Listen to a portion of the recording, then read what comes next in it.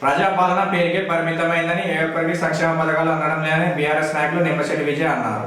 మహాత్మా గాంధీ వర్ధంతి సందర్భంగా రాష్ట్ర బీఆర్ఎస్ పార్టీ పిలుపు మేరకు వేములవాడ పట్టణంలోని గాంధీనగర్లోని గాంధీ విగ్రహానికి వినతి పత్రం ఇచ్చి నిరసన వ్యక్తం చేశారు. ఈ సందర్భంగా వారు మాట్లాడుతూ ఎన్నికల్లో ఇచ్చిన 420 హామీలు వెంటనే అమలు చేయాలని, కాంగ్రెస్ పార్టీ అబద్ధాలతో అధికారంలోకి వచ్చి 420 హామీలు కానీ 4 పథకాలు కూడా అమలు కాలేదన్నారు. అధికారంలోకి వచ్చిన 100 రోజుల్లో అమలు చేస్తామన్న 6 గ్యారంటీల్లో ఏ ఒక్క గ్యారంటీ సంపూర్ణంగా అమలు చేయలేదని పేర్కొన్నారు. దరఖాస్తుల పేరిట ప్రజలను ఆశల పల్లికల్లో ఉంచి ఎన్నికల్లో లబ్ధి పొందాలని చూస్తున్నారని తెలిపారు. కాంగ్రెస్ పాలనను ప్రజలందరూ గమనిస్తున్నారని, రానున్న ఎన్నికల్లో ప్రజలు కాంగ్రెస్ పార్టీకి ఓడితో బుద్ధి చెప్తారని అన్నారు. ఈ కార్యక్రమంలో నాయకులు నరాల శేఖర్, గోలి మహేష్, జోగిని శంకర్, బత్తుల దేవరాజు, కొండ కనకయ్య, మిరియాల సంతోష్, గజ్జల రమేష్, సంతోష్ యాదవ్, సయ్యద్ ఉమర్, మంతె సందీప్, రవిచంద్ర, హరీష్, రాకేష్, సాయికృష్ణ, దేవరాజు, సంజీవ్ తదితరులు పాల్గొన్నారు. హామీలు ఇచ్చి అధికారంలో వచ్చినటువంటి కాంగ్రెస్ పార్టీకి చెప్పేది ఒకటే, మీరు ఇచ్చిన హామీలను ఏవైతే ఉన్నాయో ఆ హామీలు వెంటనే అమలు చేయాలి. పేద ప్రజలకు కూడా అన్ని అవకాశాలు ఇచ్చుకుంటూ మరి వారికి ఏవైతే మీరు హామీలు ఇచ్చినారో అవన్నీ నెరవేర్చాలని బీఆర్ఎస్ పట్టణ పార్టీ తరఫున మేము కోరుచున్నాను. ఈరోజు మరి మహాత్మా గాంధీ వర్ధంతి సందర్భంగా మరి బీఆర్ఎస్ పార్టీ రాష్ట్ర కమిటీ పిలుపు మేరకు ఈరోజు ఏదైతే కాంగ్రెస్ పార్టీ 6 గ్యారెంటీలతో పాటు ఆనాడు 420 హామీలు ఇచ్చి 100 రోజులు అమలు చేస్తామని చెప్పి ప్రజలను నమ్మించి అధికారంలో వచ్చిన ఈ కాంగ్రెస్ పార్టీ విధానాలకు వ్యతిరేకంగా ఈరోజు గాంధీ గారికి వినతి పత్రం ఇచ్చి మరి నిరసన వ్యక్తం చేయడం జరిగింది.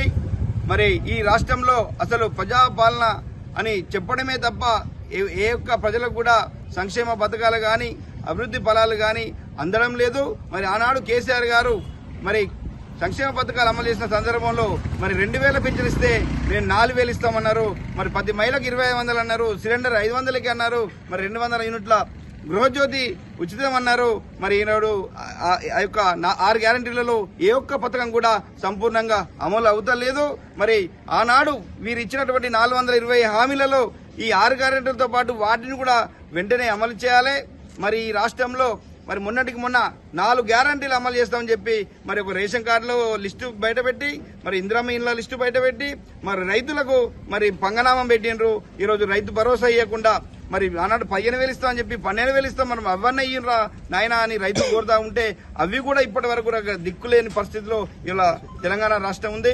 మరి తెలంగాణ రాష్ట్రంలో ఏ ఒక్క పథకం కూడా అమలు చేయకుండా 1,40,000 కోట్ల మన అప్పు చేసిన ఏకైక పార్టీ ఈ కాంగ్రెస్ పార్టీ.